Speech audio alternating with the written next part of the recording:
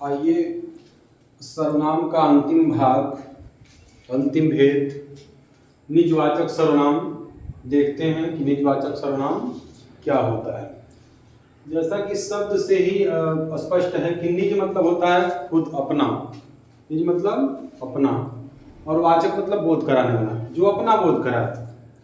वे सर्वनाम जो अपना बोध कराते हैं उनको हम निजवाचक सर्वनाम कहते हैं। अपना यानी कि खुद का बोध कराता है, स्वयं का बोध कराता है। निज मतलब स्वयं, स्वयं का बोध कराता है, उसे हम निजवाचक सर्वनाम कहते हैं। जिन शब्दों का प्रयोग वक्ता स्वयं के लिए करता है उसे निजवाचक सर्वनाम कहते हैं। अपने आप के लिए किया जाता है या फिर इसका जो प्रभाव होता है वो अपने आप पर पड़ता है।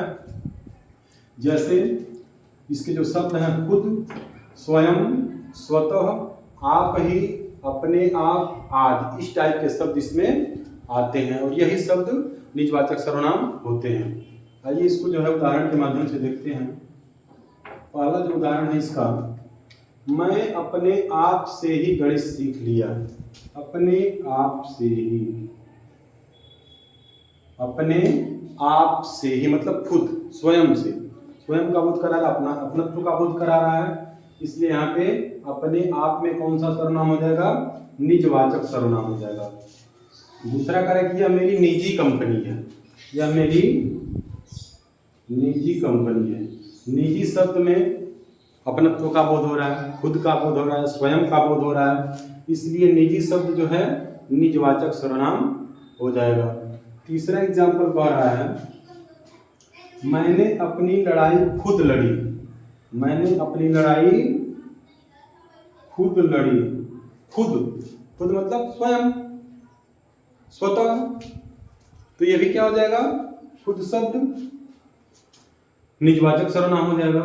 इसका भी प्रभाव जो है खुद के ऊपर पड़ रहा है। तुम्हें यह काम स्वयं करना होगा। स्वयं मतलब भी वही बात है, तुम्हें यह काम स्वयं करना होगा। तो स्वयं शब्द में भी अपनत्व का बोध हो रहा है, इसलिए स्वयं शब्द भी क्या हो जाएगा? निजवाचक सर्वनाम हो जाएगा।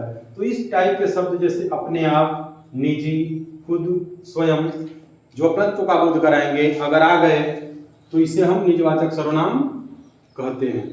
इस प्रकार से हमारा जो है सर्वनाम का जो पार्ट है, सर्वनाम का जो भाग है, ये आज कंप्लीट हो गया और आशा करेंगे कि बच्चों को काफ़ी कुछ समझ में आया होगा। इसका एक टेस्ट भी लिया जाएगा, सर्वनाम और संज्ञा का मिला करके इस शनिवार को आप उनका एक टेस्ट भी होगा और टेस्ट में जिसका बेहतर प्रदर्शन होगा पहले की तरह फिर उसको सम्मानित किया जाएगा।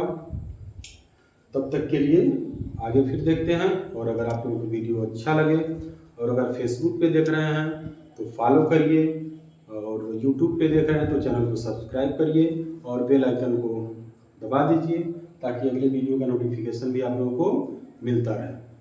तो एक बार फिर कहेंगे कि अगर फेसबुक पे देख रहे हैं आप तो फॉलो करिए चैनल को और यूट्यूब पे देख रहे हैं तो प्लीज़ चैनल को सब्सक्राइब जरूर करें। धन्यवाद।